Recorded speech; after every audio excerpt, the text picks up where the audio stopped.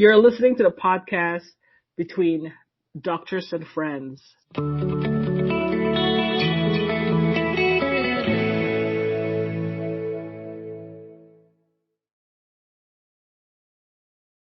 Welcome to another episode of Between Doctors and Friends. We have here our host, Dr. Ray Obigine, physician, and Dr. Foz, a primary care physician, and we have some of our studio audience. How are you guys doing? Dr. Ray, how are you doing?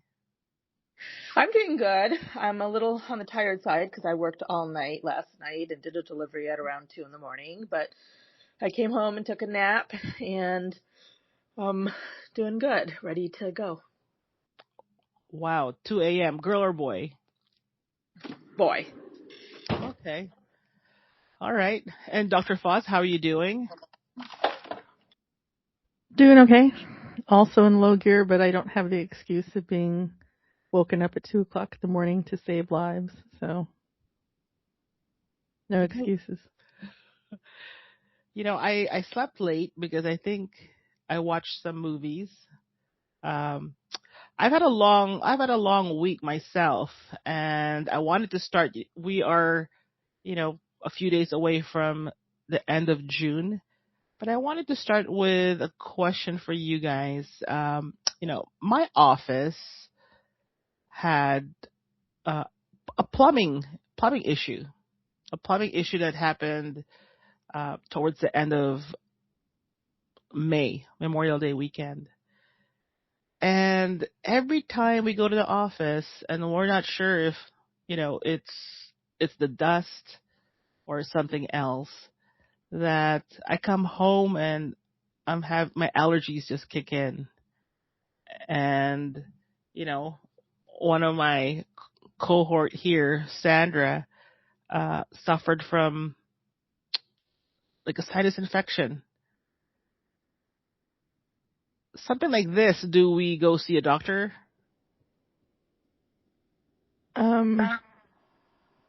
Well, it kind of depends on the severity of your symptoms. And is it only when you go into your office? Well, I don't go anywhere else, but That's unfortunate. I know. And then our neighbor, she hasn't been able to go into her space, but her space has been like sealed shut. And we have ours, like our doors open. And Dr. Ray actually came to visit us. And I hope, I don't know if your allergies kicked in or anything. No, I don't get allergies, luckily, but I did not have any weird side effect or anything from being there. Okay. People absolutely can be allergic to molds that grow. I mean, I'm only thinking molds just because there was a plumbing issue and water retention. I also know where you live is generally lower humidity. But I mean, people can have allergic reactions to molds that are in things. And so, like, you just like you can be allergic to pollen and you can be allergic to, pet dander or things like that. I mean, mold is one of those things that you can also be allergic to. And it would be, the building owner's best interest to make sure there isn't any mold growing because that's destructive to property in general. But, I mean, if you're allergic, you're allergic. You can get allergy testing. Say it again. You can get allergy testing. Okay. That would be best through an allergist. Okay. But, often unless you're planning to start immunotherapy with allergy shots and things like that, we just treat it empirically. So sometimes knowing what you're allergic to doesn't necessarily change how we manage things. Like, it doesn't alter the fact that we would want to treat you with, antihistamines or nasal steroids or whatever we use also. Got it. And tell me more about like sinus infection. So, like Sandra, she got sinus infection, and like how does one get one? That may or may not be related. Okay. Sinus infections can come up for whatever reasons, but commonly they're a consequence of chronic issues with difficulty draining the sinuses because of inflammation from allergies, and it doesn't have to be just molds, because I know our friend who had the sinus infection also has other allergies, because we've talked about that before. And you can also develop as a consequence of an upper respiratory infection, getting a cold or flu or COVID or something like that, because of the swelling in the nasal passages and difficulty clearing mucus and retention and all those things. Oh, wow. And so, in our situation, would you advise we stay away from the space, get it, tested for mold, and then what? I mean, would you advise to see a doctor? Well, I see a lot of like, oh, I need, testing for toxic mold and all these things. I don't really know what that means, because what are you going to do? Is there mold? Then you have to rip out the building materials and start over. And I don't Shouldn't know that those be, things. sorry, shouldn't that be the responsibility of your landlord? This is not a building you own, correct? Yeah. It's definitely the responsibility of the landlord. For our neighbor, she actually got a testing company, came last week, and the test result showed mold. Oh, well, I would say if they have it next door, then you very likely have it as well. Oh yeah, 100%. And also there was visible mold on her floors. Yeah, in her walls. So that's different than our case, because if it is, it would be airborne in our office. And so something like that, for her, she definitely can't, go in. For us, we have people come in and out. Do we say, I'm always just asking. I don't think it's like toxic, like you're around it and you're going to die. It's not like that. It's just that people can be allergic to molds, and just like you would, when it rains and there's molds that grow in the soil and people can be allergic to that, what are you going to do? It's like you either treat it symptomatically, avoid what you can, or start immunotherapy. There isn't really anything else magical about that whole thing. I think that a lot of people like to blame whatever maladies they have on something they think is there. Okay. That's your prerogative, but it would behoove the building owner to take care of that, because that's destructive of their property. And also now it opens them up to whatever complaints and litigation that people want to launch for whatever reason. Yeah. That's kind of like, and it's right. It's not unusual after water damage like that. And so that's where, like restoration companies are important, there's places that or businesses that specialize in cleanup in these type of situations, because it is a risk whenever there's, substantial water damage. Got it. Okay. So for me, just, going to that space, I've had long days there. And so I do come home with, it's a little bit tired. Like allergies do kick in. And, that's kind of. Do the allergies not kick in if you don't go in? Yeah, they don't kick in when I don't go in. Okay. So then, if you have to go in, you might want to think about if you can air out the place. That's always the biggest thing, is just airing it out. And, mold can be mitigated. It's not like once there's mold in something, it consumes your entire structure. It doesn't generally work like that. But what's the legal liability then? If mold is just an allergen and some people have, a sensitivity to it, it doesn't sound like it's fatal. Then what do? You can. It's like you have to prove damages to have liability. And what are your damages? Mm-hmm. But health-wise, because I'm concerned about the people that come in and out. We have like all the doors open. We have ceiling fans. We have fans. Well, it can make people sick. People can definitely get sick to their stomach. Really? To their stomach? Okay. Yeah, I think it can make people definitely nauseous. Oh, wow. But go on. As soon as you remove the noxious stimuli, it should be okay.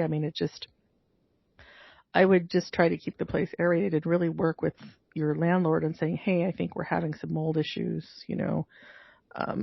the adjoining suite has it, and now we're having some symptoms. What can be done about this? Yeah, the timing is great, because the landlord just raised the rent on all the commercial tenants. So It's like, and then water, but then we got water damage. So now it's like, okay, this is going to become where the city wants to get involved. That's how invasive the damage was to the space, our space, and the our neighbor's space. So we know it's pretty extensive. And during her test, they said that there was still moisture behind the wall after the repair was done. Well, legally we could talk about this somewhere else, but I'm just concerned about health.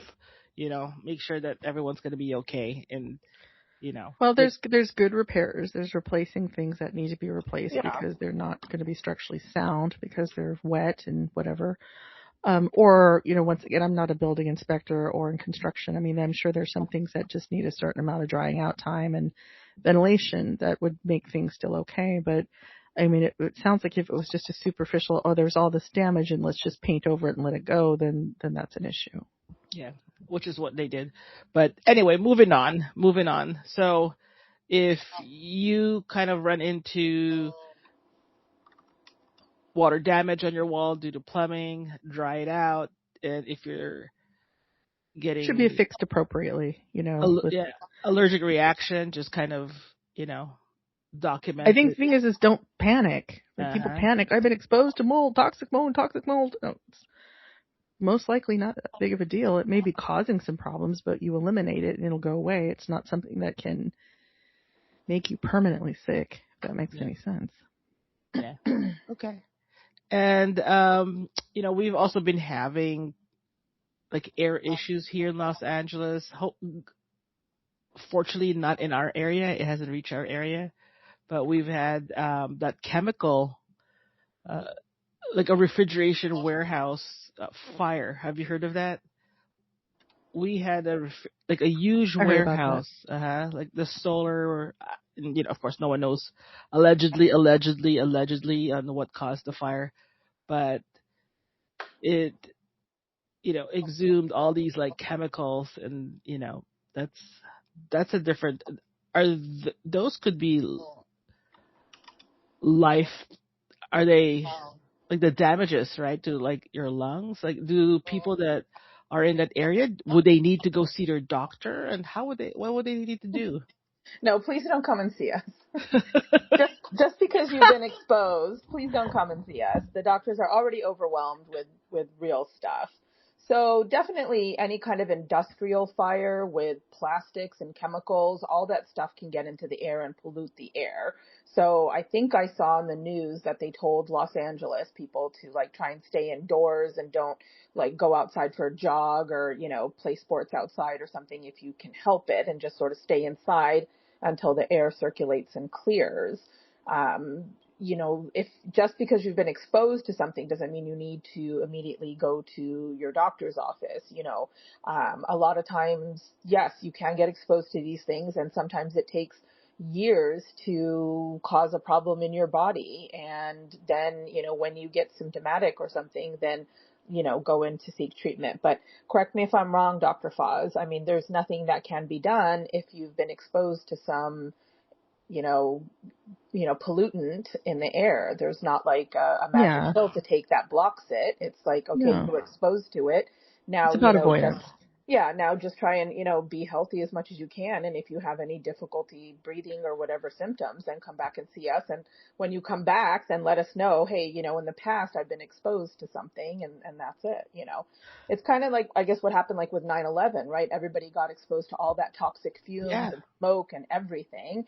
And they, many years later, they developed their pulmonary issues, pulmonary fibrosis.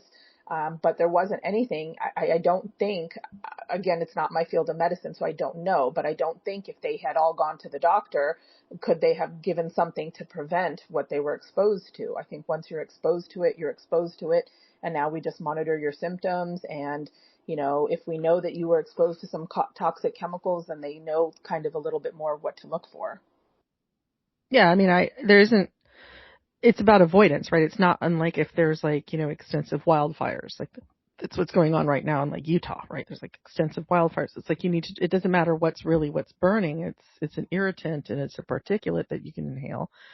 And if you already have a pre-existing issue, if you have like, known asthma or COPD, then you should try to definitely avoid it or wear an N95 and get a, HEPA filtration system for your home while you keep the windows closed and things like that.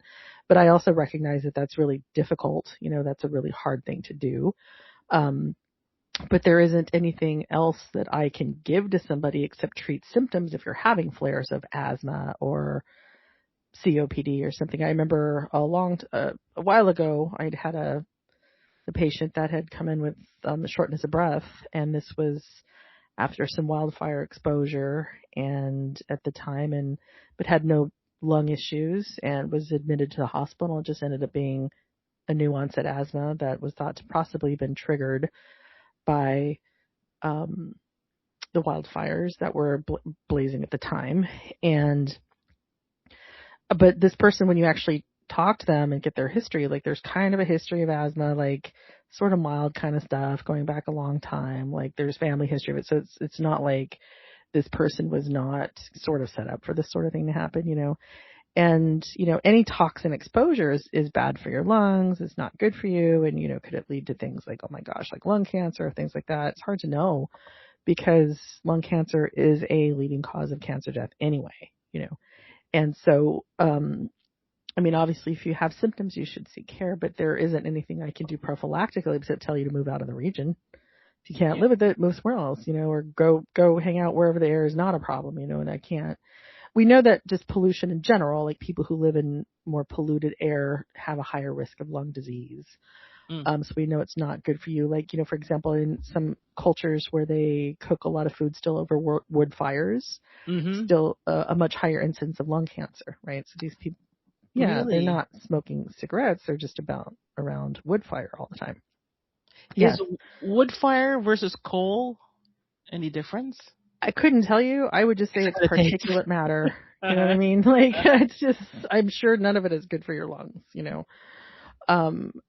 But it's just, there's not much that can be done unless you're currently symptomatic. It's about avoidance to the best of your ability. And I feel bad for people around there who might have issues. I mean, if you live down the street for some place that's like blazing on fire, like what are you going to do? You're going to be the mercy of whatever direction the wind blows. And, Korean barbecue. Is it over wood fire? No, it's not. No, it's not. Sometimes it is. Gas grills. Sometimes it is. The old school ones will have charcoal. Oh, wow. So, don't go complaining about the fire, then you go for well, I mean, avoidance is important and treating symptoms is important. Like people who have like asthma and COPD already are going to have more problems, most likely. They may have a flare that needs to be treated, and it's just really unfortunate. Like, what are you going to do? It's in the air. You can't get away from it. But I also think to like incite panic from this is not really going to help anybody. Yeah. It's good to know this, I mean, I know it, but I want to make sure that our listeners, those two people listening, know this. Hi, Auntie and Beezus, the only other listeners. That possibly M. When on a good day, there's nothing else to do, or B. I wondered, like, what tests do you guys have if someone came to you with, like... Nothing. I don't have, like, there's a lot of things I can't do that I think the public thinks I should be able to do, and it's like, yep, that doesn't exist. I mean, what are you going to do, And I think worrying unnecessarily about some things is not going to make any situation better. There you go. Don't worry until it's really bad. I'm just kidding. Well, it's not about worry. It's just about like, just take care of business. Like, I mean, if it's horrible, because I know that there was some other toxin situation somewhere in the Southern California region where they were going to have to like evacuate people, right? There was some sort of toxic something that was going to be an issue. And so there was going to be like evacuations of like something like 40,000 people. Oh yeah, that aerospace company, yeah, something like that. So, I mean, that is different, right? That's an immediate threat to your health, and we got to get you out of there. And that's where the cities and the county and the state and the feds are going to be kind of on it. But when it comes to something like this, it's not like a huge immediate threat unless you're like standing next to it in plumes of black smoke. I mean, you just kind of have to do your best to mitigate, and that's where N95s are important. That's where HEPA filters, in your home with closed windows. That's where just trying not to go outside, which really is not cool. I mean, that's like what an unnecessary expense and inconvenience, Yeah. And fear creating, situation. Of course, it's awful. And I'd heard something about like there was something like billions of pounds of frozen food, some That's sort the of one. extraordinary That's number. the I was like, you one. can have that much? That's like now gone to waste. And I'm just like, oh, that's tragic on so many levels. Like, um, but I just don't. Unless you come into me, you're coughing and wheezing, and I need to treat you for asthma or COPD flare or something. I don't think you should panic. I think you should just try to avoid and do the best you can, just like all of us do. Yeah. Now, going back to a sinus infection, and I'm not, picking on Sandra here. And in general, when someone, how would they know that, number one, that they have a sinus infection, and in general, like, what do they do? Can they take like Tylenol to like help with a headache? Well, if you don't mind, Dr. Ray, I'll just stomp all over this one. Yeah, go ahead. I don't. This is your field. It Here, doesn't Dr. Ray, involve somebody's here. vagina, so. Have a cigarette with me. Just kidding. So sinusitis has a few forms, right? There's always stuff that's more like outliers out there, but most commonly that the general public is concerned about is acute bacterial sinusitis. And that's when some sort of condition has been set up to allow bacteria to grow in the sinus cavities of the head. And that leads to pain, fever, mucopurulent nasal discharge and all these types of things. And typically responds. It can lead to a cough as well because of the ongoing postnasal drip. And it is responds typically to antibiotic treatment because it's a bacterial thing. You can have many types of sinusitis though. A lot of people, they start coughing with a sore throat and they have nasal congestion and facial pressure and then they've had, fever to 101 and this started 2 days ago. And they come in and they're like, I need antibiotics. It's like, for what? For my sinus infection. It's like, well, most acute sinusitis is viral in nature. So giving you antibiotics doesn't kill the infection and then also sets us up for things like, side effects of antibiotics theoretically. You can get, C. difficile colitis diarrhea, or you can get a severe allergic reaction or whatever, without any real benefit, right? So two main causes, not the only causes, but two main causes or major causes of acute bacterial sinusitis are catching a cold and then all the inflammation inside the nasal passages impedes the drainage of normal sinus stuff. And that sets us up for a bacterial superinfection. So that's why when you come in and you have facial pressure and you're coughing with a little sore throat and nasal congestion and headache and body aches and, your 7-year-old child had just had the same things and now you have it, that is, if it's been just a couple of days, that's very suspicious for a virus. And so most sinus infections initially are viral in nature. They're not sinusitis that are bacterial in nature. Okay. So then, but when we think of it as becoming bacterial is when there's been two things, is when you've had persistent symptoms. So, okay, now I'm continuing to have symptoms and it's been 10 days and my cough got better, my throat got better, but I still have all this facial pressure and nasal discharge that's not going away. Or if you have a bimodal illness. So I got cold symptoms and then I started to get better and then I got worse again. And so that makes us think of those things. But there are other types of sinusitis. There's chronic sinusitis, which is usually the result of hay fever and allergies. That can be one issue. Sometimes that's treated with aggressive allergy management. Sometimes that's treated with surgery. Those patients I feel bad for because they're often kind of like, a lot of their symptoms are kind of neglected for a long period of time. And there's other stuff. There's like fulminating fungal sinusitis in people who are like out of control diabetics who happen to get a terrible infection and all these things. But those are rare things. Those are not something that should go through your head as like an average healthy patient. Wow. And Home remedies. Wow, is that usually? Wow, that was a whole lot of boring information. Or wow, now we have nothing left to talk about. Oh, I have to absorb that. Overwhelming. Home remedies for that. I mean, is it a waste to just be taking, pain relievers, No, it does Sudafed? help. If you think you have a sinus infection, of course, please see your doctor. Your doctor is the one to make that determination.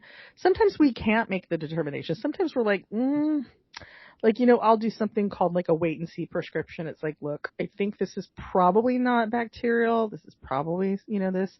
But if you're not better in like this amount of time, just go ahead and start the antibiotics. But please don't unless X, Y, or Z happens, just because I don't want people to have unnecessary issues, with no benefit. And the thing is unnecessary overuse of antibiotics leads to bacterial resistance.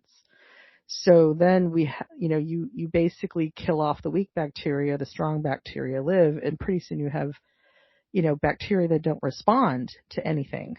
And that's very real. We don't get new antibiotics on the market all the time. That's not common. And, we get into, there may be a time when nothing works for anything. And then what do we do? So we want to be judicious about the use of antibiotics, right? That's called proper antibiotic stewardship. And that's why you shouldn't go in there. I just didn't feel good, so here's your Zithromax. Like, that's not really how it works. And by the way, Zithromax doesn't work for sinus infections, people. Remember that. Should I clip that? No. Yeah, No, do not tie your shoelace and then rub your nose. Tie your shoelace and always wash your hands. I guess I became like germaphobe because I would get sinus infection. I was like, ugh.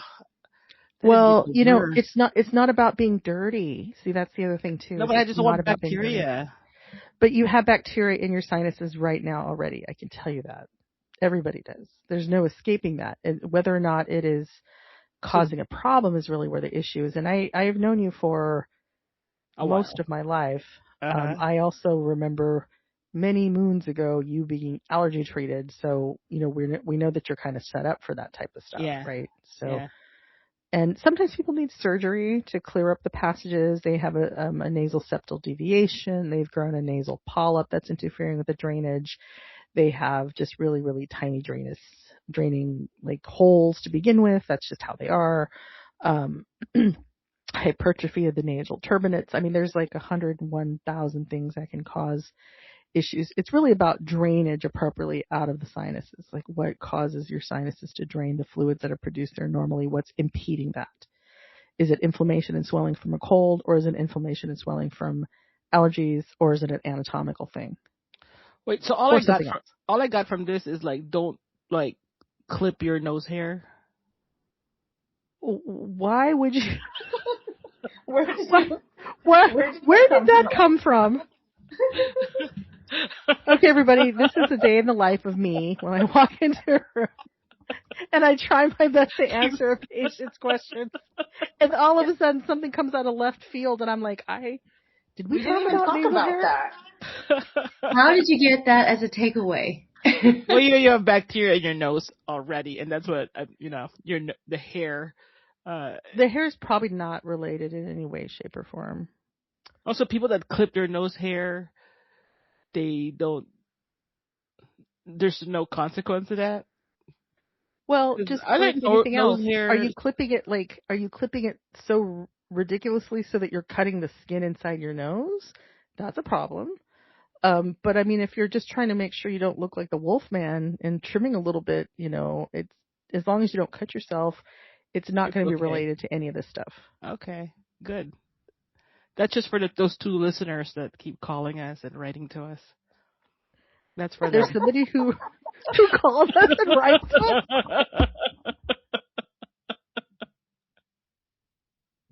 Man, those two people need to get a life. Get a life now. Go clip your nose hair. No. And hello, everybody. Hello, Auntie. Auntie Derek from Daytime Tea with Auntie Derek here. Thank you. And I just wanted to add on, yes, because of my allergies, a sinus infection is something that I have been like going through for years. I'm 40 now, and I just remember for probably the last 35 years of my life, it's something that tends to happen once a year. It hasn't happened recently, believe it or not. My allergies have actually like kind of died down. But yes, anytime that has happened, there's usually no type of like quick remedy that I think maybe green tea has helped in my adult years, like with the drainage and clearing things up, and I tried to stay hydrated. But it was just one of those things that you just had to wait. Like, I have a headache. I can't breathe out of my nose. I just feel miserable. You want a Yeah, whole it's new really face. miserable. It's really miserable, especially chronic sinusitis. But ultimately, like if you have allergies, treat the allergies so that the inflammation gets better so that you have better sinus drainage. It's about, I really hate using this term, particularly amongst certain populations, but this is a situation where trying to identify root cause can be helpful. There you We go. can't always, but My takeaway is that I'm allergic to the office. I need to stop going to the office. I got it. Yeah, you gotta stop working. or fix your allergies. Fix my Yeah, my face. takeaway is Fix your face. your office is fully mold contaminated, so you guys need to shut down and take a 4-week vacation. That's my takeaway. Doctor's orders. Well, see, Doctor's this is the thing. orders. Though, what I I'm need afraid of. I'm prescription afraid of for people that. listening to this. I mean, all one other person, and thinking that everything, like, oh my God, I walked into this building, there must be toxic mold, or I go home and there must be toxic mold, and then I'm going to die. It's really not like that. Like, we're only saying this about your situation because there's already a pre-existing condition for mold, which is extensive recent water damage, right? So extensive. And the other issue is that there is already a known mold issue in an adjoining suite. Yeah. This isn't like I walk into my house and I start coughing, therefore I must have mold all over my home. No, most likely you're allergic to the dust mites that live in everybody's carpet and or curtains or whatever, So I don't want everybody jumping to like crazy conclusions that are mostly based out of fear and not out of facts. So we could still go to Hawaii. Silence after that. I know. Pour water on that parade. Oh, here she goes. Here she goes.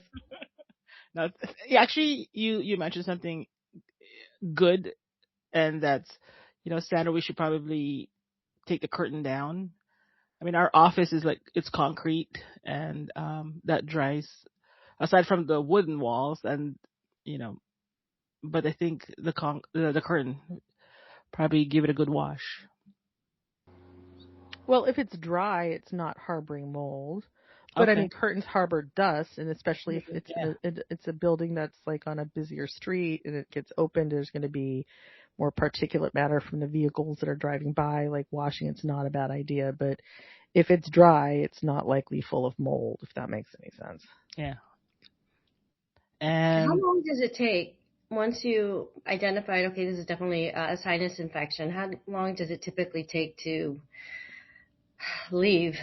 If it's appropriately treated, if the sinusitis is appropriately identified and treated with the appropriate antibiotics, you should start to feel better with most treatment for bacterial infections that are appropriately responding to the correct treatment. Once again, viruses will not do that.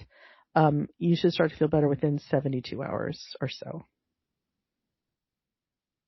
Okay, I think the last time I went to see a doctor regarding a sinus infection, they said that it was probably the tail end of one, so they didn't really do anything for me. They just said, they sent me on my way with wait it out. Right, because too much antibiotics are not helpful. So there is a lot of antibiotics will give an anti-inflammatory effect, even though it's not necessarily an antibacterial effect. But one of the most important tools in the treatment of recurrent sinusitis, chronic sinusitis, or even acute bacterial sinusitis is nasal saline rinses. And so that I do encourage. You want to use, you can use like a neti pot or one of those squirt bottle kind of things. You do want to make sure that you mix it with distilled water. That's important, not purified water, not, you can use tap water, but you have to boil it hard for at least 10 minutes before you use it. But that can... When you make hard-boiled eggs, Sandra. Ew. Excuse me? Not egg water. Not egg water. Oh my, gross. And then and being consistent with nasal saline rinses, because I think that's one of the things too, is because, I mean, it's just like a lot of things, right? Like people start to doing something and then they feel better. So then they stop doing it and now the problem comes back. And it's like, well, yeah, it's maintenance. You got to do the maintenance. So when you say consistent, is this like an everyday thing that? Usually. Okay.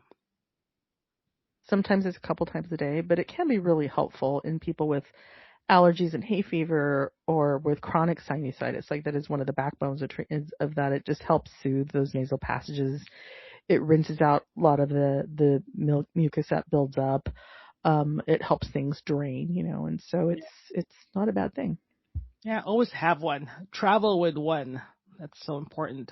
At least I always have It's hard one. to travel with because you have to get the distilled water, or you can't use regular tap water. So Well, you Well, can you boil it can for as 10 long as minutes. you boil it. So like, who's gonna boil something in a hotel for 10 minutes? Get like hot tea. I mean, there's like that well, hot. there's DoorDash, so you can have water delivered.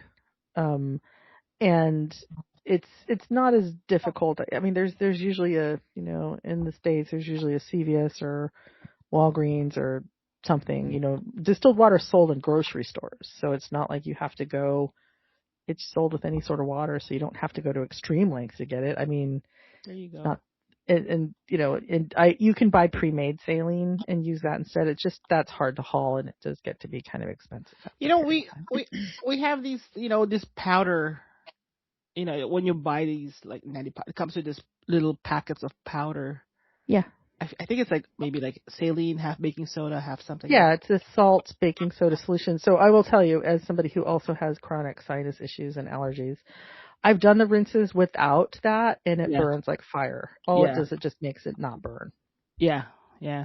But is that, I mean, will that, if you don't have distilled water and you put that in a purified water? So that amount of sodium and sodium bicarbonate is just to balance pHs and match isotonicity, like the tonicity of body fluids. So it's not going to kill any bacteria. Wow, I learned something new. I hope those two listeners learned something new too. It's only one because the other one joined us. So. Oh, okay.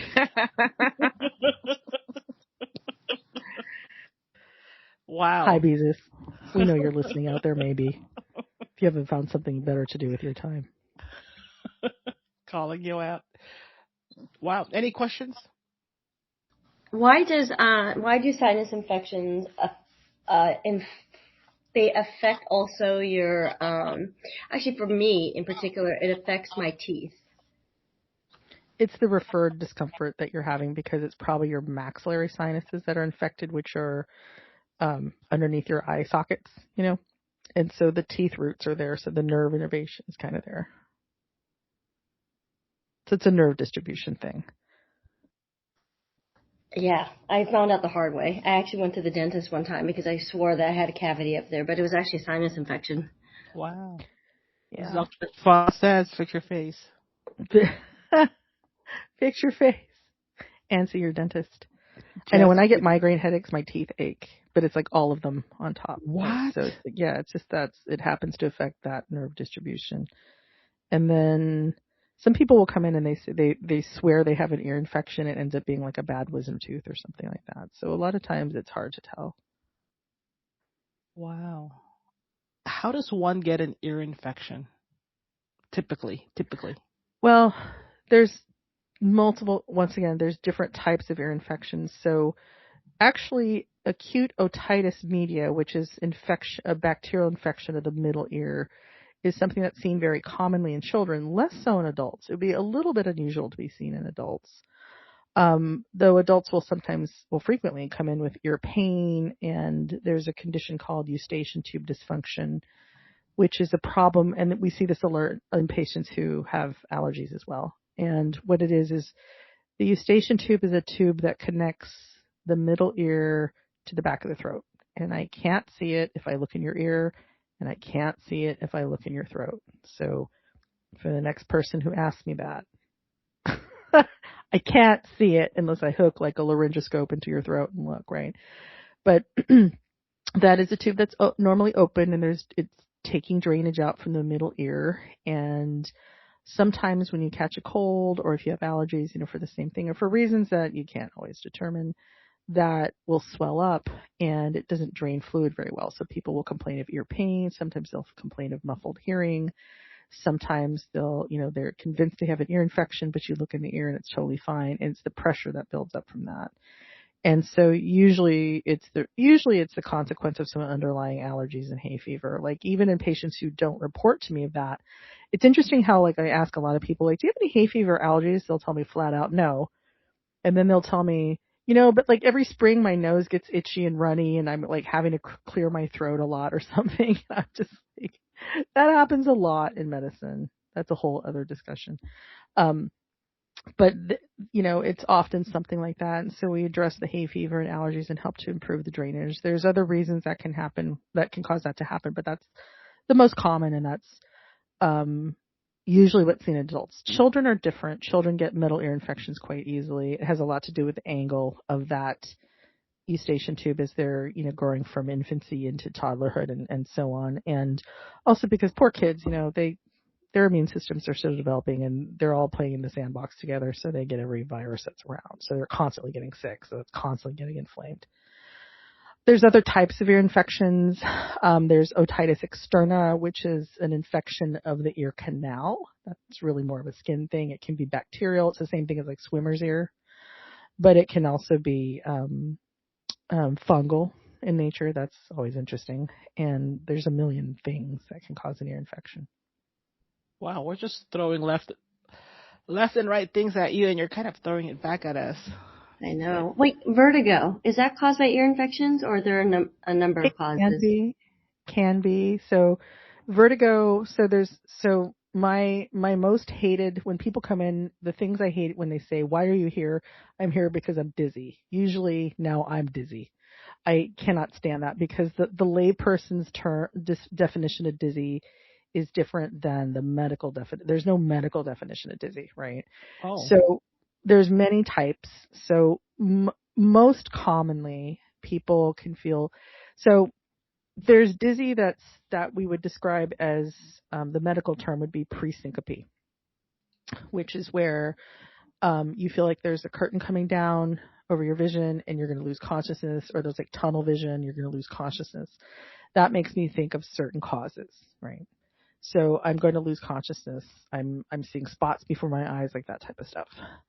Then there's vertigo, which is technically it's motion, a feeling of motion, but you're not moving. And that can be caused by a number of different things. Most commonly, it's benign positional vertigo in the otherwise healthy adult. And then there is also like, there's other types of dizziness, like disequilibrium, which is like kind of like, I'm not feeling like I'm going to pass out. I'm not feeling like there's movement when I'm moving, but just my arms and legs aren't working very well, And sometimes that's from like nerve problems in the periphery and all those types of things. And then there is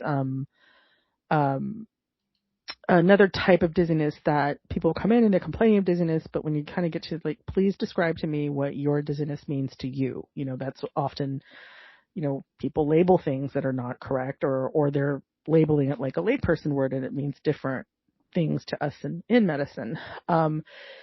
It'll end up being kind of like feeling disconnected. Like I'm here, I'm not going to lose consciousness. I'm not moving. I'm walking around. Okay. I just don't feel,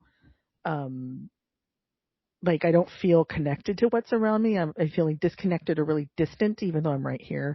And that's often the result of anxiety. So when you go back to classic vertigo, so in the average otherwise healthy outpatient, right? So you're talking about a sensation of movement when you don't have movement. The first thing I think of is something called benign positional vertigo, which is a problem in the inner ear. That is I guess you can call it an anatomical problem. It's to make it simple, the structure in the semicircular canals, which are deep inside the inner ear, I can't see it no matter how hard I tried. You can't view it from the outside. They're not functioning right, and they're sending different signals to your brain than your eyes are getting, and so that leads to positional vertigo. We can fix that with a series of head maneuvers. The other thing, but Another potential cause of that is something called labyrinthitis, which is a bacterial infection of, or excuse me, it's not bacterial typically, it is viral infection of the inner ear. And that is also not a big deal because it'll go away. We can treat it with like steroids and things if we need to. So that's common. And there's another condition called Meniere's disease, which is hearing loss in conjunction with vertigo symptoms. And so that's a whole other type of inner ear problem. So it's a long list of potentials. I'm just going to defend myself why I never paid attention to my biology classes. Gotta check that with all those words. I'm trying not to bore you, but you asked me questions that are boring. So here you go. Okay, I'll remember that next time. Impressive. Every field though. has their terminology. Yeah. I mean, computer science and stuff has terminology. You guys speak your own language. So to me, when I'm hearing Sandra you does. and Sandra talk, I'm like, I don't understand the words that you guys are saying.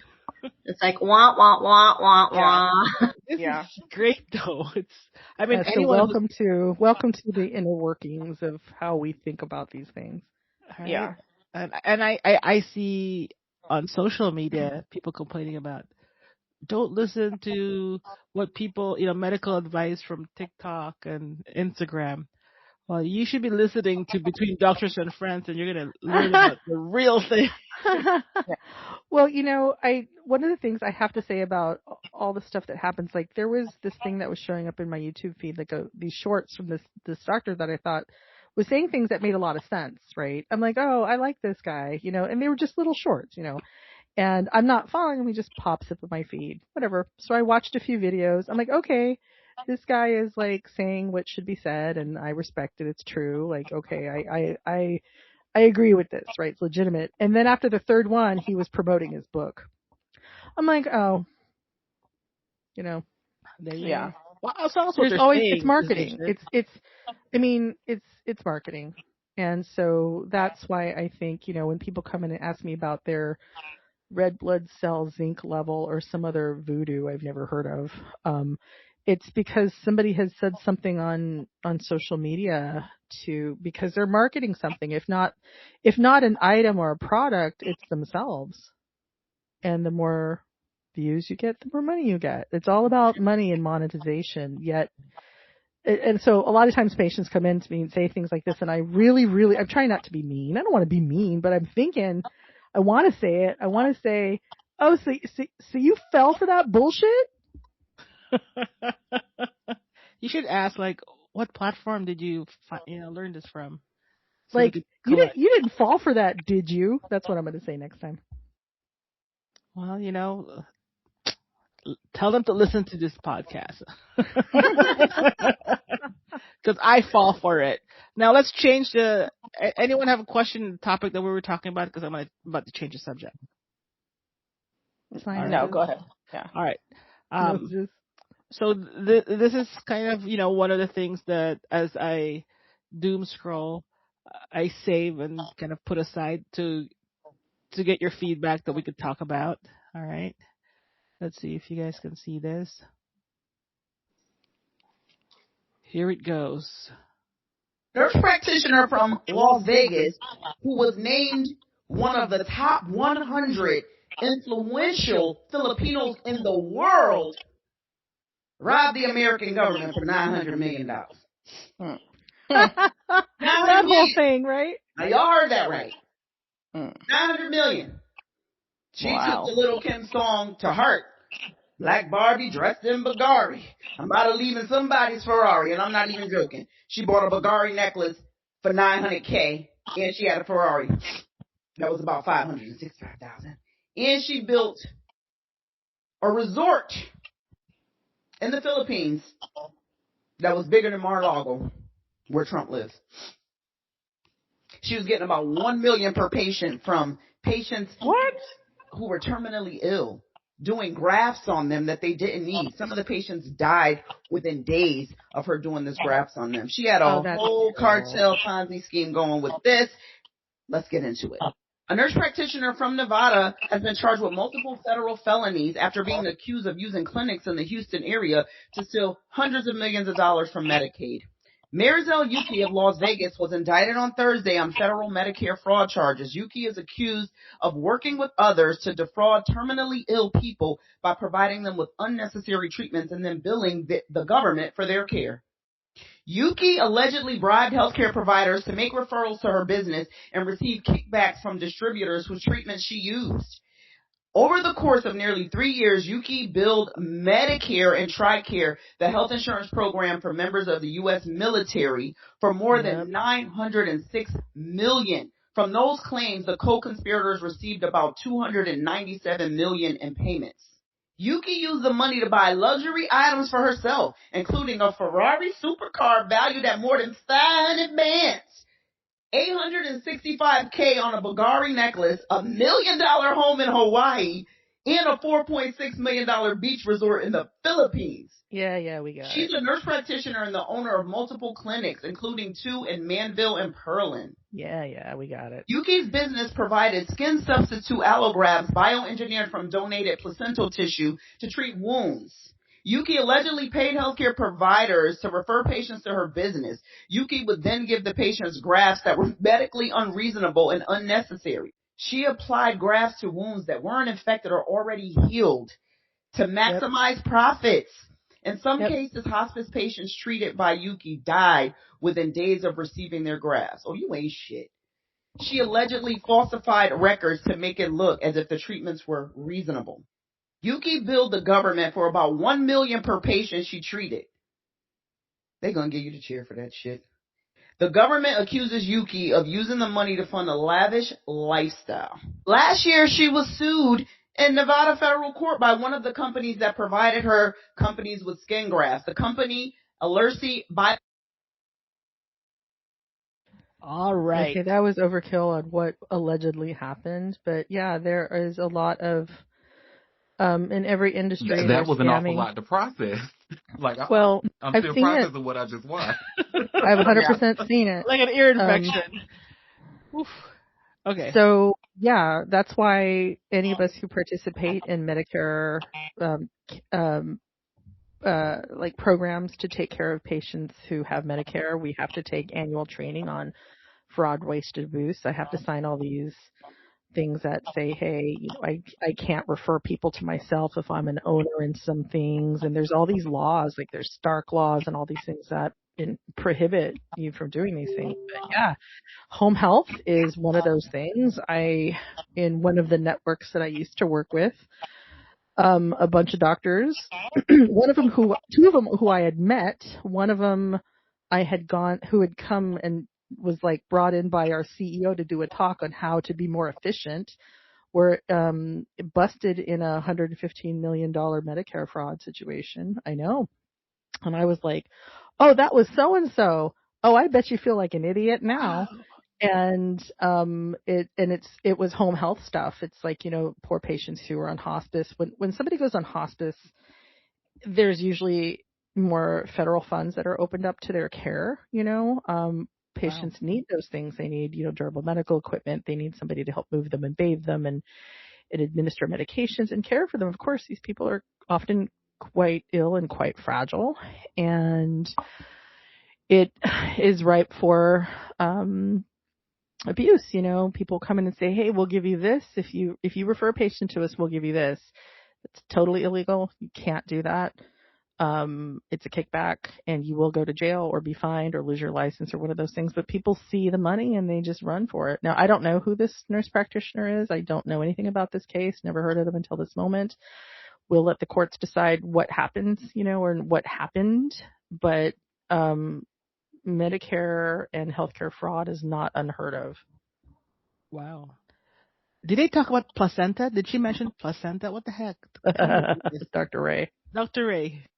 She did mention something about it, but I know nothing about it. So I think maybe they're taking some of the tissue from placentas and using that in the product, the graft that she purchased from this company. So maybe it's a placental-based product, but I know nothing. I have not heard anything about it or know nothing about it. Yeah, because people think the placenta has all this magical stuff for, got stem cells and whatnot, and so that's probably why they're using that.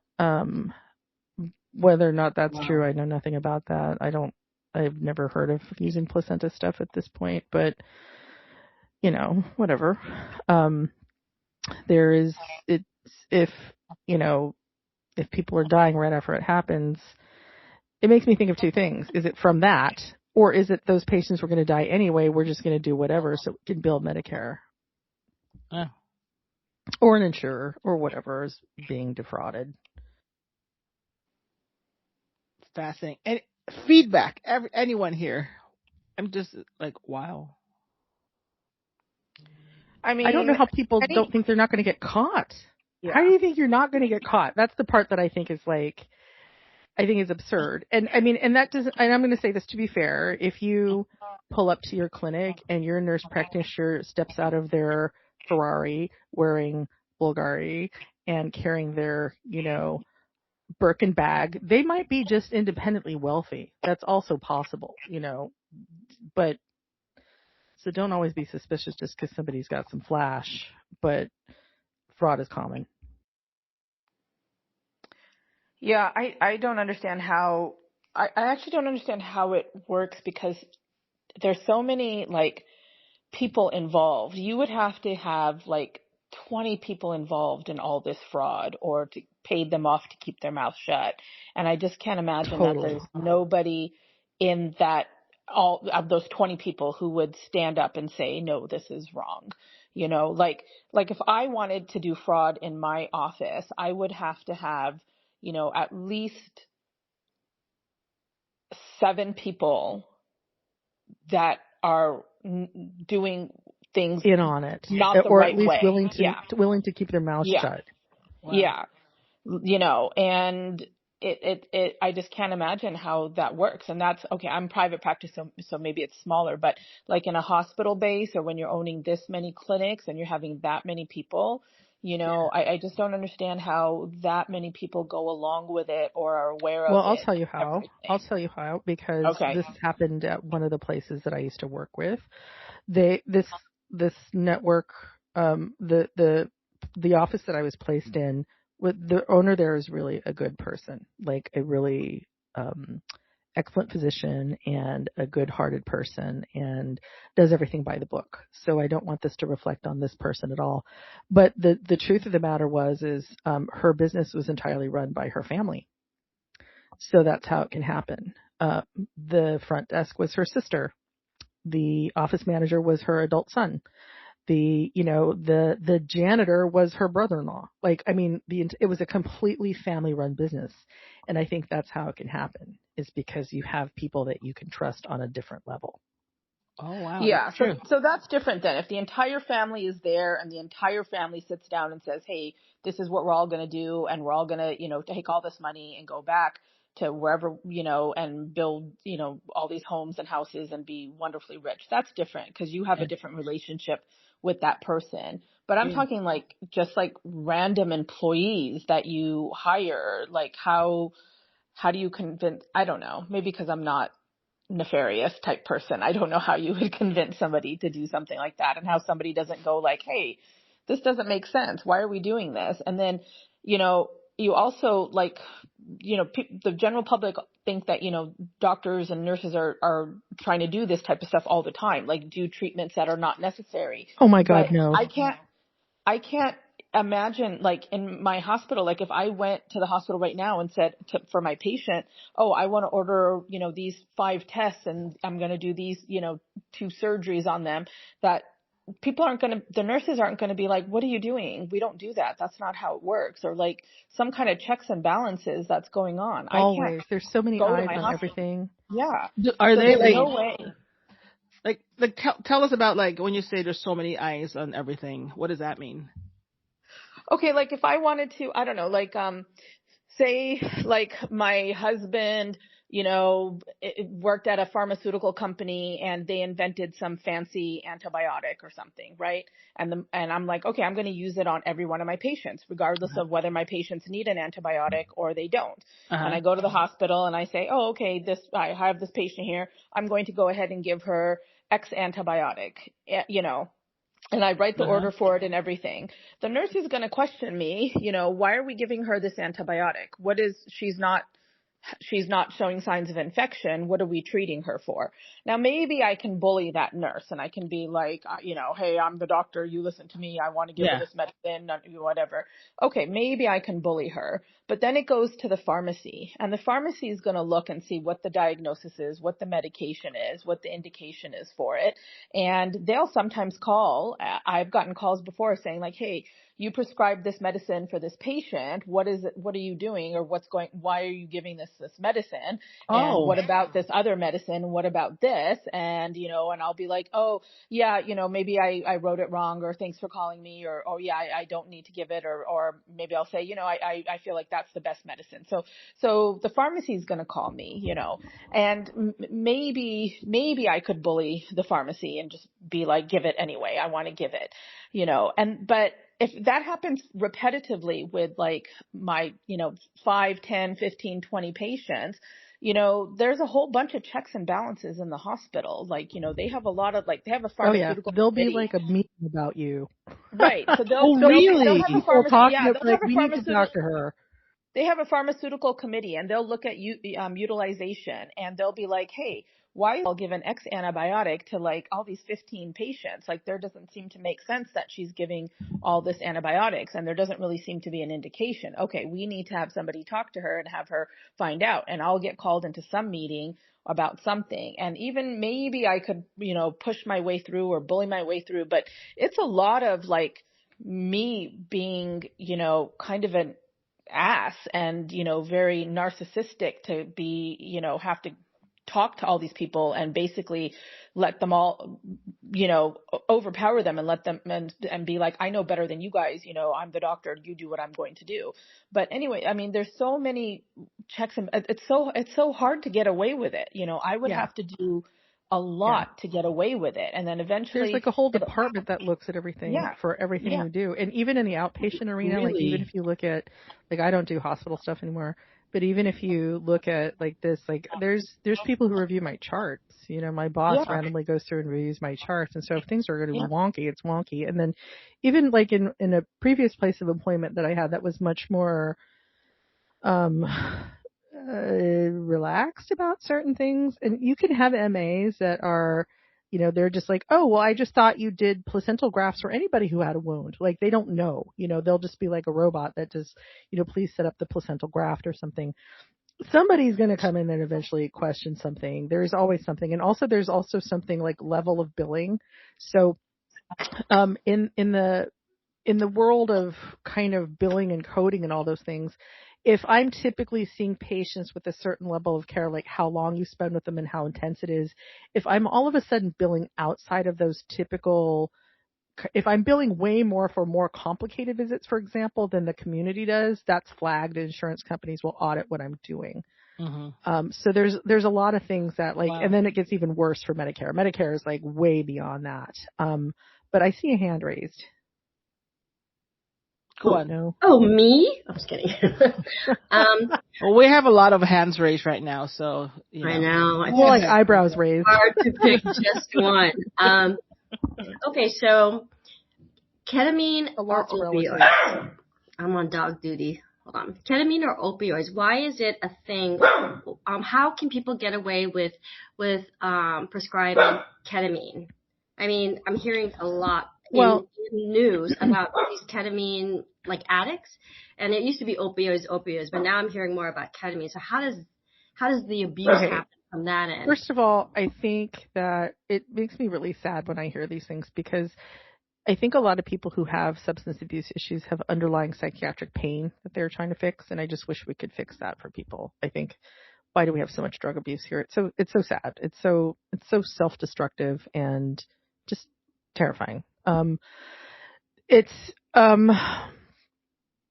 You'll have, a lot of places, a lot of people, and this includes physicians and nurse practitioners and physician assistants and nurse midwives and nurses and pharmacists, and you can go on the line, are just about the income and the money. And so if you want to set up a pill mill, then you're welcome to do so. I have a physician and surgeon's license, so I can do whatever I want with that I find is appropriate for my patient. Having said that, I do have to answer to my specialty board. I have to answer to the societies that I belong to, and then more importantly, my own conscience and good efforts and good ethics. But you can set up something where you're just a pill mill and you'll pay me. You're coming in complaining of pain on your, chronic knee pain. Okay, well, you failed surgery or don't want surgery or not a surgical candidate, so here's your Percocet or whatever. So that does happen, and that's why there's a lot of, there's something called in most states have a prescription drug monitoring program. So any prescription that's written for a controlled substance goes to a database, and if there's anything that's funny on there, it's flagged. Pharmacists and pharmacies are part of that as well. So if they notice, hey, this doctor's writing like tons of whatever, they'll notify authorities. There's checks and balances. But really, ultimately, I think what's happening with a lot of these people is everybody's got their price, I'm guessing, and that's what's happening. Wow, that's Dr. Ray had mentioned how the pharmacists can kind of call you back and question. Oh yeah, I mean the pharmacy is, she's talking a lot about inpatient pharmacies, which I relied on a lot when I was working in hospitals because they're very helpful. They help you manage your patient. They're part of the healthcare team, And in the outpatient arena, pharmacists want your patients to have what they need, and they want to make sure they're doctorate level trained healthcare providers. They're not just somebody who's filling pills, and they are also required to monitor for things that are dangerous or outside of the norm. And that's not to say that all ketamine prescriptions nor opioid prescriptions are dangerous or questionable, but there's, it's the result of years of kind of like not really paying attention to this and not really realizing how dangerous it can really be, and the whole Purdue and Sackler family thing and, blah, blah, blah. I don't pay much attention to that because I don't care. We try to do what's right. And so, I mean, it's the same thing with like Matthew Perry, right? He died from a ketamine overdose or something like that. And there was a whole bunch of people who went down because of that. And I'm sure a lot of it had to do with, I've always not wanted to practice in certain parts of the country, or with certain populations, because I'm sure there's, a great deal of pressure when you're dealing with clients who have a lot of money and a lot of clout, and they're going to expect certain things from you, even though it's not medically appropriate. Wow. Yeah. I mean, how much of the information does the pharmacist get to see? Pharmacist knows they have to have your insurance information, your demographics, what the prescription is, for how long, what your medications are, what your allergies are, and what diagnosis code it's tied to. So you have to tie things to a diagnosis code, typically. Got it. That's new to me. That's good to know. Yeah, even when I prescribe prenatal vitamins, if I don't put the diagnosis code, they won't give it. So it can sometimes be frustrating because it's like, can't you look at her? She's pregnant and it's just freaking vitamins. Just give it to her. I know. It's not like, oh my gosh. And it cracks they me have up. to send it back. Yeah, it's like I have to tie a diagnosis code to the Tylenol. I mean, they can just buy it themselves. You guys are jerks. Some of it is a little ridiculous. A lot of this is regulation that has come down from, so Medicare always sets the precedent, and then it trickles down. So a lot of these things have come from value-based care is what they call it, and so it's like everything's tied to a diagnosis, and so it's kind of a very complicated and very boring administrative discussion. So don't pick up like your blood pressure medication and then you have McDonald's in your car. Why not? Because then the pharmacist knows that. Well, they're not like spying on you. No, she just doesn't like being judged. Like the pharmacist probably is not. Well, first of all, the pharmacist is not usually the person handing you the med. That's true. It's usually the Right. pharmacy tech. Right? Well, they're not trying to change your behavior. They're just giving you the medication and everything. But they know exactly why you're getting the medication. I mean, if I'm prescribing, Valtrex or 1 gram of azithromycin to be taken at one dosing, they can probably figure it out that I'm treating you for an STD, and they know exactly which one.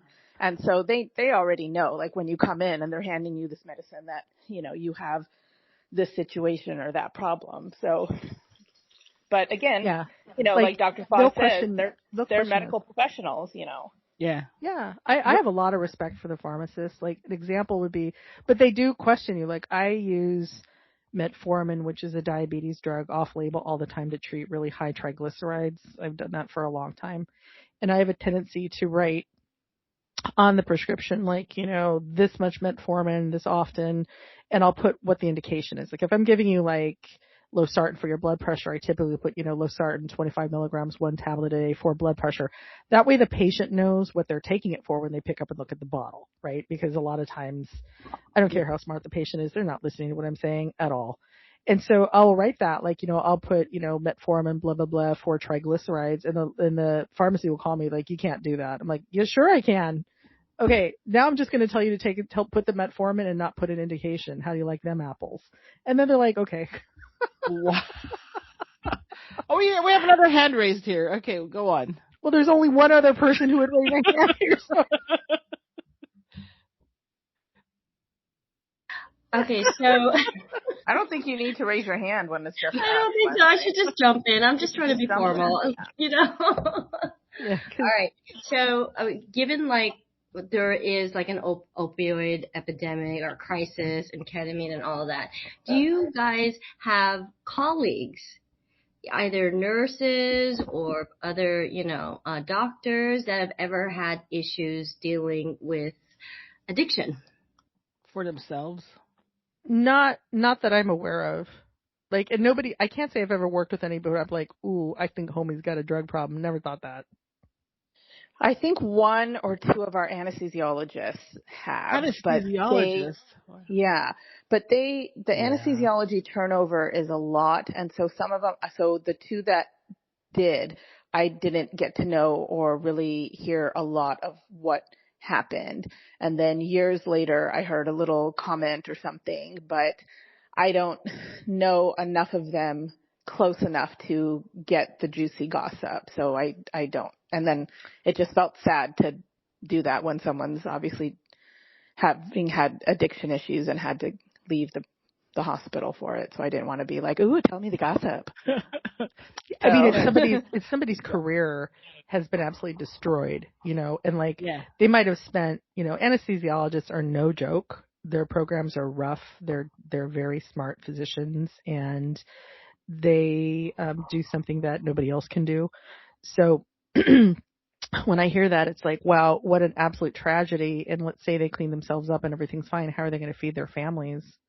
It's just, it's tragic on so many levels. I have had partners though who have been in the past, not where I'm at now, and it's been a while, who've been accused of being pill mills, have been called out by places for that. These are people, to be fair, I was not working in the same office with them at the same time. They're, in the same organization, under the same organizational umbrella. So I'm not standing next to them, watching them write all these things. But the person that was accused of this, I think, wasn't doing anything nefarious. I think this person was just kind of a little bit naive and ignorant, if that makes any sense. Wow. Well, you know what? Anything that anyone wants to add? Because that's a pretty good episode. It got juicy. No, I want to go into it some more. Well, I have intrigue and fraud. It's not about addiction. One other question. I don't know if it's like a tangent off of what we were just discussing. What about people that get drugs across the border? Have you guys ever run into that? I mean, there's some people that, because of the skyrocketing health costs, they've been forced to, legit drugs, not opioids and weed and stuff like that. Well, right? That too. We're talking about like metformin or. Metformin's cheap, but some of the other meds are expensive. My mom, 100%. Yeah, I've known people. I have a physician friend who can't afford their asthma medicine, so gets it from Canada for much cheaper. And I think that's terrifying that you have a physician that can't afford their own medications. In my mind, I'm like, okay, the rep needs to help them out. Okay. Okay, Wow. reps, like, help out your homies. But I mean, outside of that, it's, it's not, it's, I don't really know the full legislation on that. I know that I cannot, like, as a provider, I can't, and I really hate that term provider. I find it really annoying. Oh, I don't use it. Don't call yourself a provider, please. Call Okay, yourself myself as a physician, like, I can't go to Canada, buy, a case of whatever medicine and then bring it here and then give it to my patients or sell it to my patients or apply it to my patients. Like, it doesn't work like that. No, you definitely cannot. But I can go and buy it for myself, and that's okay. Yes. Okay. It's for personal use, not for commercial use, if that makes any sense. Yeah. Wow, my takeaway is you can't be out in the streets trying to sell metformin. Well, I have to say, it's a little terrifying because I have a lot of patients who are from all parts of the world, right? They're from all over Asia, Europe, Latin America, Africa, the Middle East, like pretty much every place. Okay. And a lot of them are like, I feel bad. They're like, so I'm from Canada and I just got here and I know that you have to send me for this test. How does this happen and how much is it going to cost me? Like they're like coming in like terrified of the American healthcare system. They're coming in like skeeved out already. They're like, we've heard all these stories that it's really expensive and really difficult and hard to maneuver and all these. And I'm like, oh my God. And then I want to say, you're absolutely right. I don't even know my own insurance very well. Like, and it's hard. I think our system is broken when it's like that. And we spend way too much money on drugs that should not cost us that much, that are like life-saving drugs, like really important medications that can really improve people's long-term health and keep them off of things like hemodialysis and away from their bypass surgery and all these things that are just not, they're just out of cost. It's cost issues for a lot of people. It's really bad. Well, you know what? You just opened a topic that will probably extend this, or I could use it for next week. But I woke up this morning with some sad news that one of my mom's, best friends from college, she and her husband, live abroad, and they came to the U.S. I think, last few days to visit, and the husband was suffering from, bad sciatica and has been, challenged with, really bad diabetes. And during the flight, his sciatica was so painful that when he got here, of course I don't have the full story, but he had fallen and fractured something. Went to the hospital, and they decided that they're going to go back to their country for the surgery. Basically, he needs surgery. And I guess he's in so much pain that, they've given him morphine, and it's just a really terrible thing. But then this morning, we learned that he passed away. Oh, no. And, really sad. Still here in the U.S. or he made it back? While still in the U.S. Oh, no. And can I ask you, what did he fracture? Was it the back or was it the hip? You know what? I'm not sure. Because if he fell and he broke something, it's probably his hip. Yeah, and that has a high death rate associated with it, actually. Mm. And so, I was talking to my mom, and, they're similar ages to, my parents, and, they had, like, say, very similar to us, 2 daughters and all that stuff. And anyway, they were going to go back to the Philippines and get the surgery done because their other daughter there is a doctor and would help, They said it's too expensive in the U.S. to have that surgery, and it would be out of pocket. And I'm thinking, oh my God, Well, so I'm going to say something that's, I'm going to say it. Obviously, if it's a surgery that's like on your back or your hip, which is a huge surgery, it's not like you're going to be up and running and you're going to be in hospital for weeks and you're going to have to go to rehab before you can even walk, But the truth of the matter is that U.S. hospitals don't require payment before the procedure. Yeah. But, he passed away. So, of course, all the. Canadian hospitals do. Canadian hospitals for foreigners, because this just happened with my mom. Yeah. They basically, like, within 5 minutes of being there, they're asking for a credit card to pay. It was a very amazingly opened our eyes. Probably because of Americans who cross over and don't pay the bills. Yeah. But I mean, So really, they immediately, we don't do that before here. anything.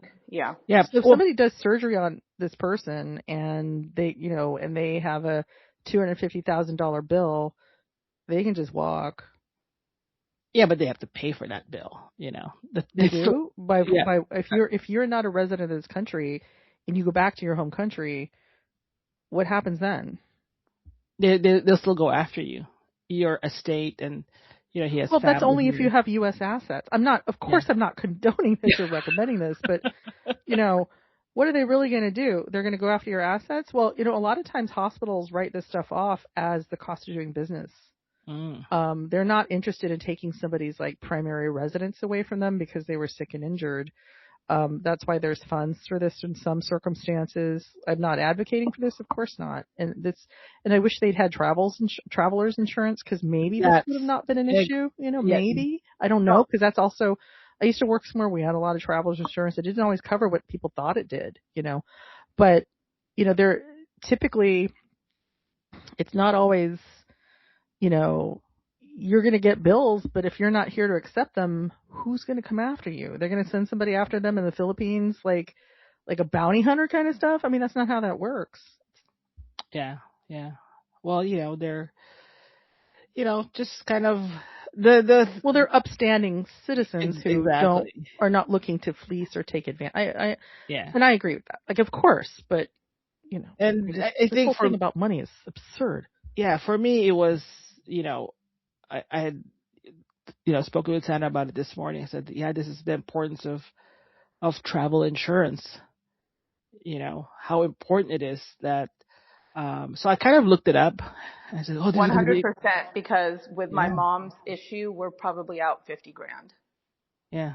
So this one was like, I looked it up because oh my God, at least $150,000. I mean, at least. And I said, oh, especially in the area that this happened, which is, in San Francisco, very expensive area. And, knowing what I went through with my sister, seeing the bills, that is a very expensive, expense. And plus the hospital will not release the body unless it goes to a mortuary or an airline, right? So there's kind of these, and the travel insurance and will help take care of this. And the other piece is if you booked your flight with a premium credit card that has travel insurance, it just kind of how important that is. Oh, I never thought about that. Yeah. Does that cover international stuff too? Yeah. And it's something that, for some of them do if they're high level, like Amex Platinums or Chase Sapphire Reserves, like the ones with like the $800, $900 annual fees. Some of them will give you travel insurance, but I think it's a little minimal. I mean, there's restrictions, obviously. Yeah. I mean, my sister traveled to a different state and was hospitalized and in 2 weeks passed away. And I wish I had looked up what credit card she used to purchase that, that flight, because there's some, travel insurance there. And yeah, so for me this morning it's travel insurance, how important that is, because I was just reviewing my auto insurance yesterday. And in reviewing it, I'm going, oh, look at this. There's this coverage that it says it covers the driver and all of its passengers for medical and funeral expenses. I was like, oh, I didn't know that, all those little things, right? It's the devil's always in the details. It's in the fine print. And having gone through all that and taking care of what happens if someone passes away, I'm very aware of like, oh, wow. I mean, for my auto insurance, I'm like, oh, okay, no wonder it's expensive. But gosh, travel insurance. And, for I think, our parents, I'm just going to advocate for that. Just, I had purchased I think I rented like a 15-seater van for my sister's memorial, and I said after that, I'm gonna get the Costco travel insurance just because I don't know what's happening. My mind is like not, and I'm glad I did. It wasn't a lot. It was like $20 extra but travel insurance. And plus, we all love Costco, right? Because we all love Costco and Del Taco. Oh my gosh. Commercial. Del Taco's 4th of July funnel fries are so good. And that's the end. I'm surprised hearing that from you. I know you're not into sweets. I'm a little shocked. I'm not into sweets, and I've never had funnel cake. See, this is the hold that Del Taco has on you. Right? And so, because, Sandra over here, I'm not going to be thrown under the bus. Okay, I do like Del Taco, though. She loves Del Taco. And I'm like, okay, fine, let's go through the drive-thru. And then they had this, funnel fries. And I'm like, I've never had funnel cake before. Let me try it. It's so good. And Del Taco funnel cake is probably 1/10 as good as the funnel cakes you get at like fairs. Really? Yeah. Oh, you've never had real funnel cake? I've never had real funnel cake. I've only had Del Taco funnel fries. You need to have real funnel cake. Yeah. Oh my God. I'm gonna have to get more metformin here. It's like a total American rite of passage. You have to have some funnel cake at some sort of fair or event or carnival or something. And what's the difference between a funnel cake and a churro? A funnel cake is like what's the difference between a cheesecake and a pie? They're different desserts. A churro is usually coated in cinnamon and sugar, and it's thicker.